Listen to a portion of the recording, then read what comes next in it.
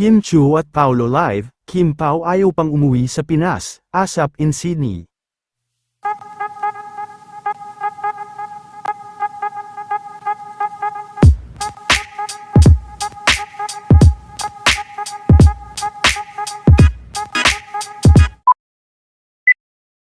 Ngayong araw na nga naganap, ang inaabangan na ASAP in Australia, at sa kanilang first show sa TikTok Entertainment Center ay punong-puno rin ng mga fans na nag-aabang sa kanila.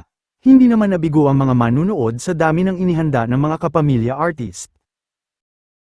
Nagpakilig din sina Kim at Pao na ayaw pa umanong umuwi sa Pinas.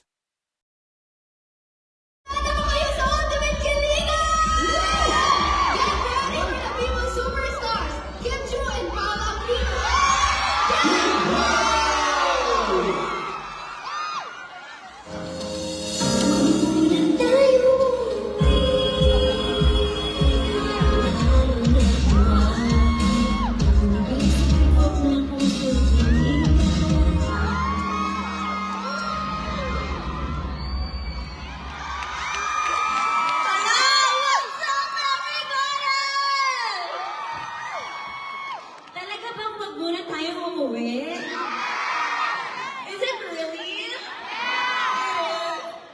Wag daw tayo uwi. Ha? Oo, kasi maaga pa. Sinanakari na pa yung uwi na daw. Hindi na maaga pa.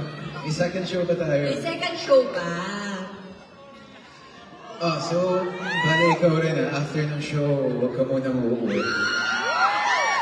Hala, super! Bakit?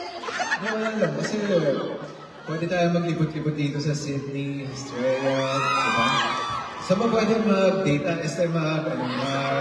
mag-dinner dito. Sa bahay nyo? Baka masarap yung Ayan mo, iba ka talaga. Kung sino-sino pa talaga mga tinatanong mo, dapat dinirensyo mo na lang akong tanongin. Talaga naman kung saan ka talaga gusto pumunta. Gusto mo bang mag-dinner sa bahay ni Mami? Nagugulo ko talaga ng ibang ba? Nag-offer sila, magluluto. Sa inyo? Sige po later. Pero bago yan, ang pinakamagandang dating place ay syempre dito mismo sa ASAP XP, tama? Yes, talaga namang loving talaga ang ating mga kapamilya sa Australia dahil tamang-tama, mamaya may isa pang show. Ang tanong ko dito, sino dito ang may kasamang partner, jowa? Hala, di kayo na. Re-raise sana ako ng kamay. Sabi ko, talaga naman yung tago ko muna yan.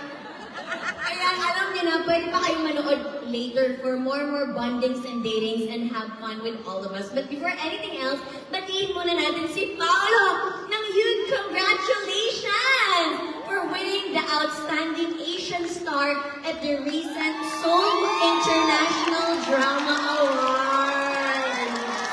Congratulations! Nanalo ka sa Korea!